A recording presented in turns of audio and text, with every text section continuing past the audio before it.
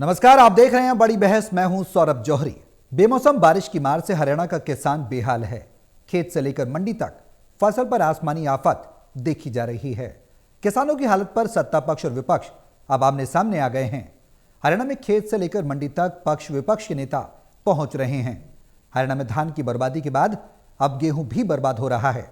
मंडियों में अनाज खरीद के नए नियम पर भी कोहराम मचा हुआ है।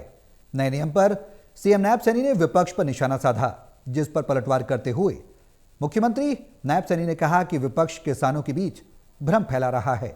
बायोमेट्रिक के आधार पर किसानों को कोई दिक्कत नहीं होगी। उन्होंने कहा कि हरियाणा की मंडियों का डीसी लगातार निरीक्षण कर रहे हैं। ऐसे में खराब हुई फसलों पर क्या किसानों की मुआवजे की मांग पूरी होगी? और मंडियों में अनाज खरीद के नए नियम पर जो भी कोहराम मचा है, उसका सरकार के पास ठोस प्लान और समाधान क्या है? ये बड़े सवाल हैं।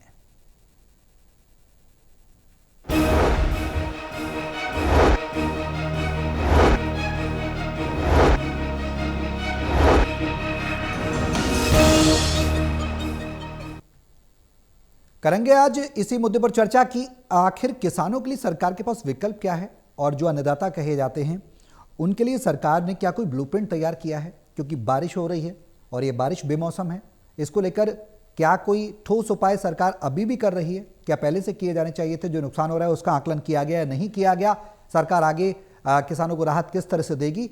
सत्ता पक्ष और विपक्ष में तो टकराव देखने को मिल रहा है, लेकिन सरकार का स्टैंड क्या है? सभी की नजरें अब इसी बात पर टिकी हैं। करेंगे आज इसी मुद्दे पर चर्चा। तमाम पैनलिस्ट हमारे साथ मौजूद हैं। उनका तारुफ मैं आपसे करा दूं। हिसार से टोटल टीवी के associate editor doctor Mahesh Kumar हमारे साथ चर्चा में बने हुए हैं। पानीपत से टोटल टीवी के एसोसिएट एडिटर देवेंद्र कथुरिया और वरिष्ठ पत्रकार वीरेंद्र सूरी जी हमारे साथ जुड़े हुए हैं। आप सभी के साथ चर्चा आगे बढ़ाऊंगा, लेकिन उससे पहले एक रिपोर्ट देखिए, फिर करते हैं चर्चा शुरू।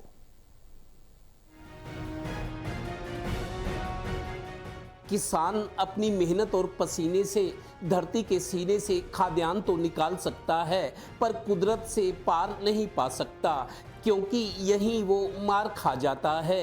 एक बार फिर वही हो रहा है।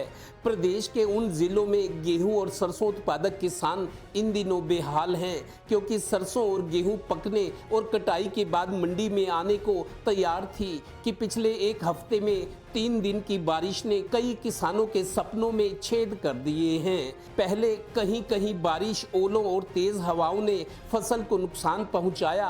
अब जब उपज मंडी में आ रही है तो फिर बारिश उसका पीछा नहीं छोड़ रही। इसी पर मरहम लगाने और राजनीति शुरू हो गई है। मंगलवार को प्रदेश के कृषि मंत्री श्याम सिंह राणा ने प्रदेश की जीटी रोड बेल्ट की कई मंडियों का दौरा किया।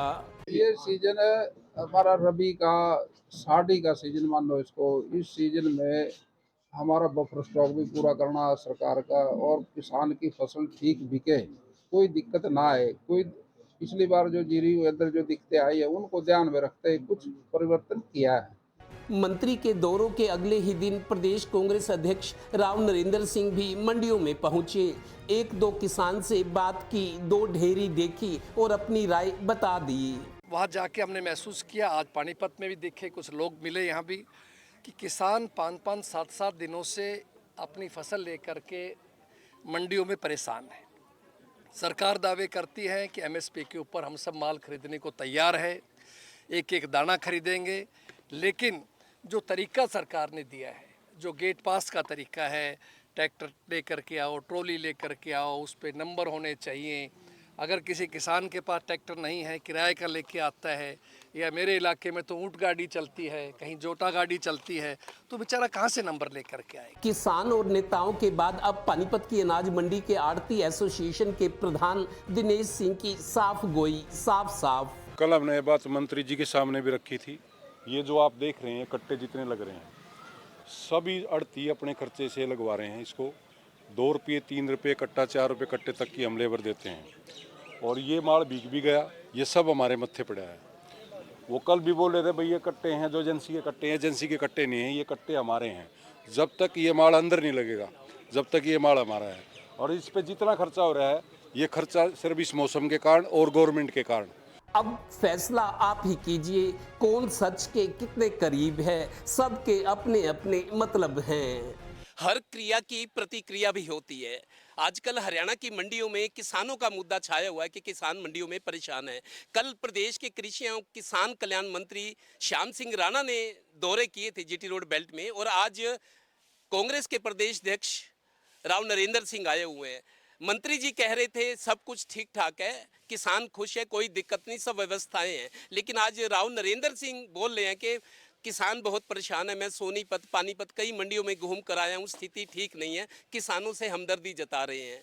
ये भी एक तरह की सियासत है। सहयोगी श्रीनिवास के साथ Devendra Kathoria, total news, Panipat bureau. तो बेमौसम बारिश से किसान बेहाल है, सरकार की तैयारियां क्या हैं और क्या किसानों को मुआवजा मिलेगा जो विपक्ष मांग कर रहा है? और इस बीच नूरा कुश्ती सत्ता पक्ष और विपक्ष में देखने को मिल रही है। सरकार कोई बीच का रास्ता निकालती नजर आएगी?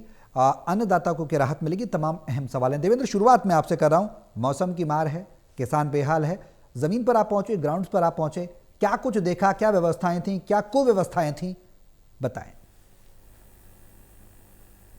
देखिए सौरभ, मंडियों में आज नहीं 1 तारीख से गेहूं की खरीद शुरू होनी थी, उससे 2 दिन पहले सरसों की, जैसा सरकार के आदेश आए थे। लेकिन 1 तारीख को तो अप्रैल 1 या 2 को मंडियों में नहीं आई, ना खरीदी गई, ना पूरा स्टाफ था, वो औपचारिकता होती खाली। लेकिन उसके बाद आज जैसे 8 तारीख है, मेरे को लगता है 4-5 तारीख से आवक शुरू हो गई है जी। लेकिन आपको एक बात ये भी बता दूं, मंडियों में देखिए, चाहे डिप्टी कमिश्नर लेवल पर, क्योंकि सरकार के ऊपरी आदेश होते हैं, किसान एक बड़ा मुद्दा है, एक वोट बैंक का भी मुद्दा है, राजनीति का भी मुद्दा है और संवेदनशीलता भी है। जैसा बीजेपी सरकार कहती भी है, युवा, महिला, गरीब और किसान, ये लोकसभा चुनाव का एक बड़ा पंच स्लोगन भी था, पंचिंग स्लोगन, ये युवा, महिला, किसान और गरीब, ये 4 लोग हैं जिन पे सरकार का पूरा फोकस है, सरकार का पूरा ध्यान है। तो किसान उन्हीं में से एक है। किसान दुखी रहे, परेशान रहे, ये कोई भी सरकार नहीं चाहती। सरकार ने प्रयास किए हुए हैं, हर बार डिप्टी कमिश्नर के पानीपत और जिलों में भी आया कि पूरी व्यवस्था है, लाइटें की पूरी व्यवस्था है, सफाई की है, पीने के पानी की है, रात को फसल चोरी ना हो, ये सारी होती है, हर बार होती है। लेकिन उसके बाद जब फसल की खरीद शुरू होती है, असली समस्या तब आती है। जैसे अभी 1 तारीख से शुरू हुई, हालांकि 3-4 तारीख, 5 तारीख से आनी शुरू हुई है, लेकिन कई दिनों से फसल पड़ी है। दरअसल सरकार की भी अपनी मजबूरी है कि 14% से ज्यादा नमी अगर है तो वो सरकार नहीं खरीदेगी। वो जब उसको बोरी में बंद करेंगे तो बदबू मारेगी, खराब हो जाएगी। जब गोडाउन में हजारों लाखों बोरियां होती है, कुछ 2-4 कट्टे भी खराब हो तो सारी फसल खराब हो जाती है। जैसे फलों की टोकरी है, कोई दागी फल हो, गला सड़ा हो तो सारे फलों को खराब कर देता है। वही स्थिति सरकार कहती है कि हमें नमी ज्यादा नहीं होनी चाहिए। कई बार नमी ज्यादा होती है, कई बार बोली सरकारी करने वाले वो लोग नहीं आते हैं, कई और परेशानी। अब लिफ्टिंग की बहुत बड़ी समस्या, मैं खुद आज मंडी में गया सौरभ, एक मीडिया की रिपोर्ट भी आई है, 9 लाख टन अब तक गेहूं की फसल खरीदी जा चुकी है हरियाणा की पूरी मंडियों में। कल तक 9 लाख मीट्रिक टन फसल खरीदी जा चुकी है, लेकिन उठान कितने को है? 1.80, मतलब 1/3 का भी अभी तक उठान नहीं हुआ। उसकी वजह क्या है? अब फसल मंडी में पड़ी है, दूसरे किसान लाएंगे, जगह कैसे? बारिश का मौसम है, आज भी शाम को ओलावृष्टि और बारिश की प्रेडिक्शन है आज के लिए भी। आपको एक बात ये बता दूं, अप्रैल महीने में हमने देखा है एसी चल जाते थे जी। अप्रैल महीने में एसी चलते थे, गर्मी, लेकिन इस बार पिछले 10 दिन का मौसम देखें तो ओले पड़ रहे हैं, आंधी आ रही है, तूफान आ रही है, बारिश हो रही है। तो पूरा मतलब मेरे को लगता है 15 तारीख के बाद तो बताया गया कि गर्मी बढ़ेगी, लेकिन 15 तारीख तक अप्रैल में मौसम ऐसा रहा और बहुत साल बाद ऐसा हुआ। इसी वजह से किसान की परेशानी बढ़ी हुई है और मंडियों में जो वस्तु स्थिति है, जो सही स्थिति है, इस रिपोर्ट में दिखाई गई है। क्योंकि देखिए तैयारियां ठीक है, पूरी है, लेकिन असली समस्या तब शुरू होती है जब किसान फसल लेकर आता है, क्योंकि उसको सारी सुविधाएं चाहिए।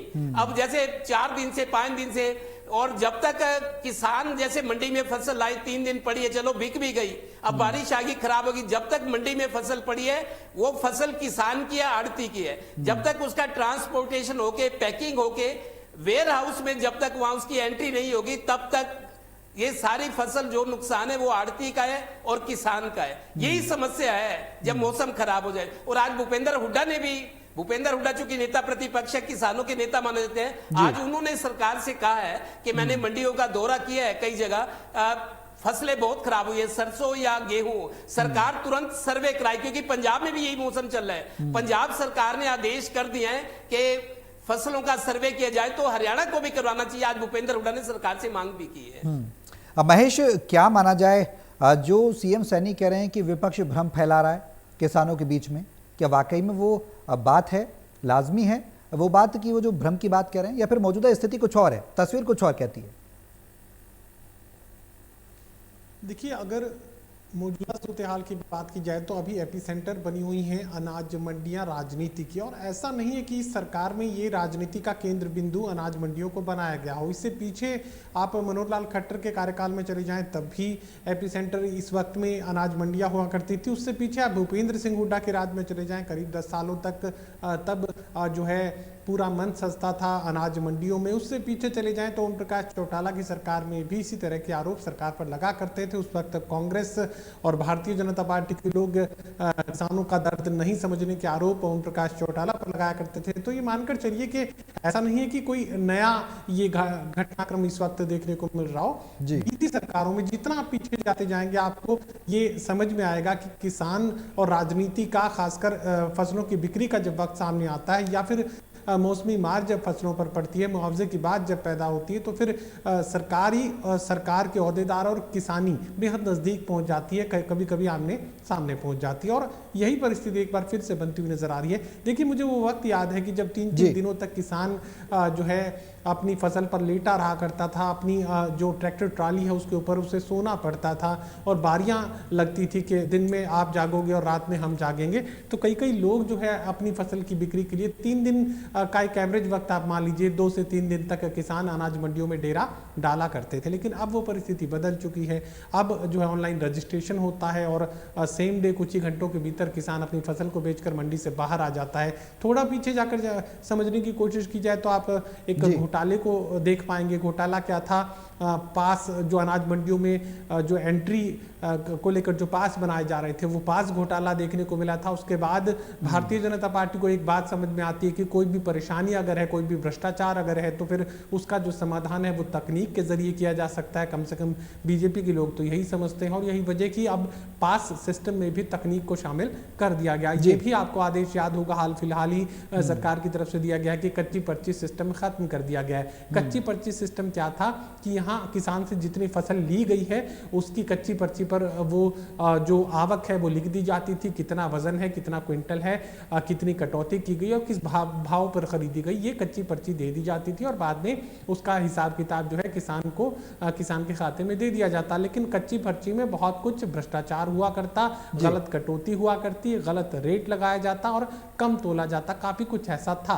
अब वो व्यवस्था जो है सरकार ने कानूनन खत्म करने का ऐलान किया है। हालांकि वो गैर कानूनी पहले भी था, लेकिन वो देखने को मिलता था, वो प्रैक्टिस का पार्ट था, लेकिन अब वो खत्म, ये कोशिश सरकार की तरफ से की गई। तो ये मानकर चलिए कि दशकों से अगर पीछे जाकर समझने की कोशिश करें तो हर साल बेहतरी की तरफ जो है अनाज मंडियां देखने को मिलती हैं। लेकिन अभी जो परेशानी आ रही है वो सही बात है कि यहाँ पर रजिस्ट्रेशन को लेकर किसानों को खासी परेशानियों का सामना करना पड़ता है। उसके लिए सरकार जो कोशिश करे मुझे लगता है कि वो कम साबित होगी, क्योंकि किसान अगर परेशान होता है तो फिर वो सियासी मुद्दा बनता है। और मुझे लगता है कि एग्जैजरेट भी राजनीति के लोग करते हैं, विपक्ष में जो होते हैं वो किसान को ऐसे जाहिर करते हैं कि जैसे किसान को पूरी तरह खत्म कर दिया गया हो। जरूर थोड़ी परेशानी हुई है, लेकिन इसका मतलब ये नहीं है कि हम उस वक्त से कंपेयर कर लें जब 3-3 दिनों तक किसान अपनी फसल पर सोया करते थे और जो है खाना पीना बिस्तर साथ अनाज मंडियों में जाया करता था। अब वो परिस्थिति नहीं है,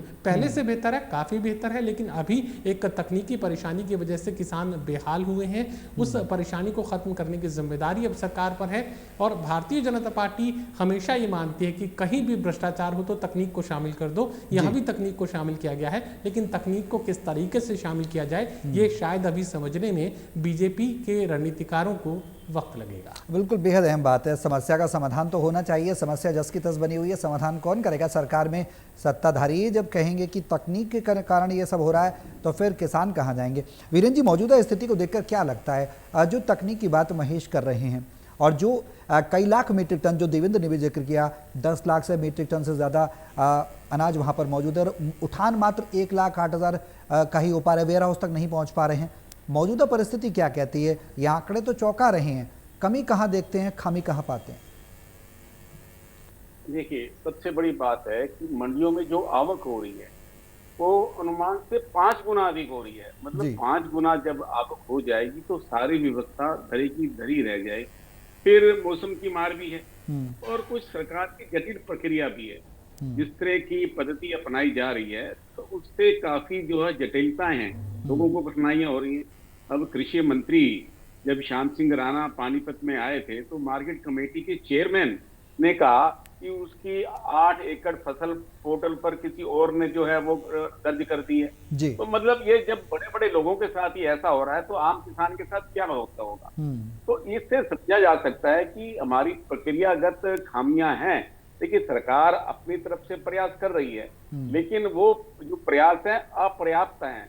और देखिए, जो इस पर राजनीति होती है, राजनीति तो पहले भी होती आई है। अब मान लीजिए कोई नेता अगर मंडी का दौरा करता है तो मंडी के में डेयरी में से कुछ देखकर कुछ कर देता है तो उससे क्या होगा? वो तो जी। सिर्फ राजनीतिक लाभ के लिए, दौरे के लिए दौरा है, चाहे मंत्री हो चाहे विपक्ष का नेता हो। वो तो एक आई वाश है, जी। वो तो उससे कोई समस्या का समाधान होना नहीं है। भाई, जिन कर्मचारियों और अधिकारियों ने व्यवस्था करनी है, आप उनको प्रशिक्षित कीजिए और उनको बताइए। और ये देखिए, बिल्कुल। अब जिस तरह से हरियाणा भी केंद्र से ये आग्रह करने जा रहा है कि चमक के बारे में और जो गीलापन है इसके बारे में, नमी के बारे में, जो केंद्र है वो अपने मापदंडों में ढील दे। वो ढील देने के बिल्कुल। बाद ही जो गेहूं की खरीद है वो हो सकेगी। तो कुछ प्रक्रियागत खामियां हैं, ये पहले भी रही हैं। अब हरियाणा सरकार पहल कर रही है और ये पहल का केंद्र कितना संज्ञान लेता है, हरियाणा को क्या निर्देश मिलता है। और देखिए, जो कर्मचारी हैं, स्टाफ की भी कमी रहती है, मौसम बिल्कुल। की मार भी है और सरकार की जटिल प्रक्रिया भी है। भाई, जो जटिल प्रक्रिया है इसको आसान बनाने की आवश्यकता है। आप नए नई शर्तें, नए नए नियम बना देंगे तो किसानों को कठिनाई होगी। बिल्कुल। और किसान इतना शिक्षित भी नहीं है। भाई, आपने इतना ज्यादा अपना बोझ लाद दिया, इतना जटिल बना दिया व्यवस्था को, तो किसान को तो कठिनाई आएगी आएगी। तो इसलिए हालांकि सरकार का उद्देश्य अच्छा हो सकता है लेकिन ये आप व्यवहारिकता भी देखनी चाहिए। ये चीज व्यवहारिक है या नहीं, जो हम पद्धति अपनाने जा रहे हैं ये कितनी व्यवहारिक है, इसमें क्या क्या कठिनाइयां आती हैं। अब जो है इसके लिए मंडियां 24 घंटे खुली रखी जाएं और किसानों को मार्गदर्शन दिया जाए, उनकी मदद की जाए। जी। अब जब बरसात आ जाती है, आपके पास तिरपाल नहीं है, पूरे प्रबंध ही नहीं है, तो ये है खामियां। तो इस पर ध्यान देने की आवश्यकता है। और जहां तक राजनीति करने वालों, तो राजनीति करते रहेंगे, अपने अपने ढंग से राजनीति होती रही है, पहले भी होती रही है, आगे भी होती रहेगी। जी। लेकिन राजनीति की बजाय समस्या का ठोस हल निकाला जाए, इस दिशा में प्रयास करने की आवश्यकता है। बिल्कुल जाहिर सी बात है, ठोस हल की दिशा में ही काम करना चाहिए जिससे कि समाधान मिले किसानों को, जनता को। जनता भी यही चाहती है कि सरकार समाधान दे। और किसान उतने शिक्षित भी नहीं है कि जो नए नए नियम अप्लाई किए जा रहे हैं उनको ईजिली समझ पाए। वीरेंद्र जी, एक सवाल है, जो सवाल देवेंद्र ने भी उठाया था, वो सवाल ये कि जब तक वेयर हाउस में नहीं पहुंच जाता किसानों का जो भी धान है या गेहूं है, तब तक जिम्मेदारी आड़तियों की और किसानों की ही रहती है। ऐसे में क्या सरकार को कुछ रिलैक्सेशन करना चाहिए या कर सकती है मौजूदा स्थिति को देखते हुए कि भाई जो भी उनका नुकसान हो रहा है उसकी भरपाई की जाए सरकार के द्वारा, चाहे पार्शियल ही की जाए? देखिए, सरकार को करनी चाहिए। जब मंडियों में आ गया, खरीद कर ली गई, तो उसके बाद ये प्रबंध करना सरकार का काम है। जी। तो सरकार अपनी जिम्मेदारी से क्यों पीछे हटती है? भाई, सरकार को अपने ही ऐसी व्यवस्थाएं करनी चाहिए जब आपकी अपनी व्यवस्था नहीं है। जी। किसान का काम तो मंडी में गेहूं लाना है। और देखिए, किसान कितनी मेहनत करता है, किसान को जटिल प्रक्रिया से गुजरना पड़ता है। और इसके बाद भी जब मंडी में गेहूं आ जाता है, खरीद हो जाती है, तो उसके बाद सरकार की जो सरकारी एजेंसियां हैं उनकी जिम्मेदारी है। उनके पास कभी बारदाना नहीं है, कभी उठान के उनके पास प्रबंध नहीं है। तो कई तरह की ये खामियां हैं। इन खामियों को कौन दूर करेगा? फिर सरकार को अपने तंत्र को भी तो सक्रिय करना चाहिए। आप किसान पर ही सारा बोझ लाद देंगे, किसान को ही अपना मार का शिकार बनाएंगे, किसान ही को हर आर्थिक नुकसान भी किसान ही झेलेगा। तो जो किसान जो है उसके लिए आप सुविधाएं देने की आवश्यकता है। उसको सुविधाएं मिले, मंडी में आने के बाद उसको सुविधाएं मिले, उसके सुख आराम की सुविधा हो। तो इसलिए जहां तक इसके अलावा भी मंडियों में खरीद के जो है व्यापक प्रबंध होने चाहिए। दावे तो हर बार किए जाते हैं, लेकिन वो दावे कितने खड़े उतरते हैं, ये इसमें कहीं ना कहीं जो हमारे प्रबंध हैं उसमें कहीं ना कहीं खामियां हैं, व्यवस्था में खामियां हैं। और जो कर्मचारी और अधिकारी हैं उनका ढुलमुल रवैया भी काफी बाधक है। हर कोई जो है अपने कर्तव्य की श्री समझ लेता है। और देखिए, सरकार अधिकारी IAS अधिकारियों को भी भेजती है, IAS अधिकारी भी मौके पे जाते हैं, लेकिन जो ठोस प्रबंध होने चाहिए थे वो प्रबंध नहीं हो पाते। मंडियों की स्थिति क्या है, मंडियों में पानी क्यों खड़ा होता है, बारिश आने के बाद जब प्राकृतिक आपदा है तो इसको पहले से कल्पना थी कि देखिए पहले से आजकल मौसम की भविष्यवाणी हो जाती है, भाई इस समय जो है मौसम का आकलन हो जाता है, तो उससे पहले ऐसे प्रबंध क्यों नहीं किए जाते, क्यों व्यवस्था में ऐसी खामियां हैं, क्यों ऐसे प्रबंध जो पूरे रह जाते हैं, तो उससे किसान को नुकसान झेलना पड़ता है। बिल्कुल जाहिर सी बात है। देवेंद्र, अब सवाल यह है कि जो आपने बात कही कि जो महेश ने भी एक बात कही कि कहीं ना कहीं तकनीकी जो सिस्टम होता है उसके ऊपर ही सारी समस्या का भार डाल दिया जाता है कि भाई जब पल्ला झाड़ना हो तो भाई तकनीक की वजह से ये हो गया, तकनीक की वजह से वो हो गया। तो क्या कोई ऐसी कमेटी का गठन नहीं किया जाना चाहिए जो तकनीकी के रूप में विकल्प भी हो और किसानों के जो मंडियों से धान का उठान भी जल्दी जल्दी हो सके वेयर हाउस में? क्या इस पर सरकार को विचार नहीं करना चाहिए? और एक सवाल और है कि जो नया नियम है उसको लेकर किस तरह का कंफ्यूजन पैदा हो रहा है किसानों में, वो भी बताएं, उस पर सरकार क्या कर रही है?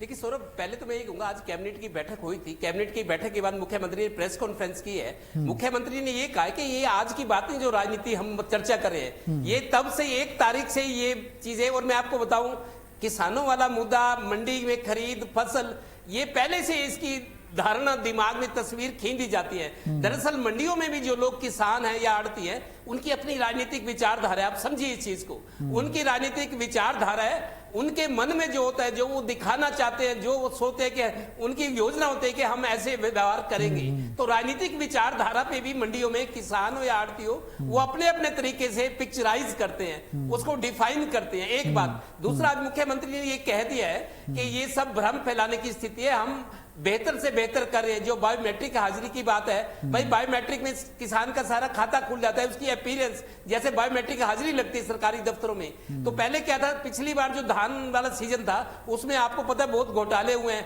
फर्जी गेट पास बने, फर्जी बिल बने, करोड़ों रुपए, जिसमें सरकारी मुलाजिम, मार्केट कमेटी के भी लोग थे और आड़ती भी थे, मिलर्स भी थे। अभी हाल ही की बात है, पिछले धान सीजन में बहुत कई 100 करोड़ की गड़बड़ियां हुई है, उसमें सरकार को लगा चूकी, गेट पास बने हैं, फर्जी बने हैं, 160 गांठ हुई है। तो इसी वजह से बायोमेट्रिक वाला फैसला लिया गया। और ये भी कि बाहर के किसान, यूपी के किसान हरियाणा की मंडियों में फसल आते हैं, यहाँ के किसान कहते हैं ये हमारा हक है, हमारा जिला है, हम यहाँ के रहने वाले हैं। गेहूं की बात हो, धान की, तो ट्रैक्टर के नंबर से पता लगता है यूपी नंबर का है, HR नंबर का है, इसलिए भी रजिस्ट्रेशन जरूरी किया गया। पहले आधार कार्ड लाते थे, आधार कार्ड तो सबके पास है, भले ही वो किसान नहीं है, उसके पास भी आधार कार्ड है, वो कहेगा मैं तो किसान हूं। तो सरकार ने फुल प्रूफ सिस्टम करने के लिए ये नया सिस्टम लागू किया, लेकिन किसान उससे परेशान है। किसान परेशान है, जैसा राव नरेंद्र भी कह रहे हैं कि सबके पास, छोटे किसानों के पास ट्रैक्टर नहीं है, वो किराए पर लाते हैं, बुग्गी में लाए, किराए पर लाए, किसी तरीके लाए, तो उनको दिक्कत आती है क्योंकि उनको वो पैरामीटर्स और जो मैकेनिज्म कैसे पूरे करें। ठीक है, इसीलिए। और सरकार को चाहिए कि अभी थोड़े दिन, अभी मैं आपको बता दूं 80% समय थोड़ा कम है देवेंद्र, मुझे रोकना होगा क्योंकि शॉर्ट कमेंट महेश से भी लेना है। सूखी हुई है, खेत में फसल जब तक कट के पूरी मंडी में आ नहीं जाती उसकी सिरदर्दी है, और मंडी में आने के बाद फिर बारिश है, तो किसान जो तरफा घिरा हुआ है, परेशानियां किसान के साथ है, उसका उतना कसूर नहीं है जितना व्यवस्था का कसूर है। बिल्कुल व्यवस्था का है, ये बात वीरेंद्र जी ने भी कही है। महेश, व्यवस्था को कैसे सुधारा जाए? महज दौरे करने से व्यवस्थाएं सुधर जाएंगी या फिर कैसे सुधरे? शॉर्ट में कंक्लूड करें। देखिए, मुझे लगता है कि तकनीकी जो नियम यहाँ पर तय किए गए हैं उनमें रिलैक्सेशन की ज़रूरत है। एक ऐसी हाई पावर कमेटी को कोई फैसला लेना चाहिए कि जो व्यावहारिक तौर पर देखे कि किसानों को असल परेशानी कहाँ आ रही है और उस परेशानी का कोई विकल्प क्या हो सकता है, कोई वैकल्पिक व्यवस्था, कोई मैनुअल रजिस्टर सिस्टम, कोई ऐसी व्यवस्था क्या खड़ी की जा सकती है कि जो तकनीकी में कहीं किसान फंसता नजर आ रहा है तो फिर वो मैनुअल रजिस्टर में अपनी एंट्री करवाए, अपना मोबाइल नंबर, अपना जो पहचान है वो साबित करे और उसके बाद अपनी फसल को बेच दें।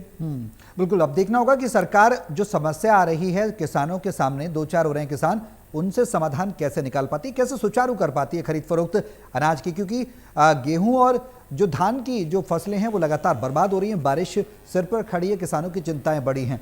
सरकार समाधान निकाले, जल्द से जल्द निकाले, इसी की उम्मीद करते हैं। राजनीति कम हो, समाधान की तरफ सरकार बढ़े, चाहे सत्ता पक्ष हो या फिर विपक्ष। राजनीति करना तो सबका काम है, लेकिन समाधान जनता को चाहिए। देखना होगा सरकार आगे क्या कुछ ठोस कदम उठाती है। बहुत शुक्रिया आप सभी का हमारे साथ इस चर्चा में शामिल होने के लिए।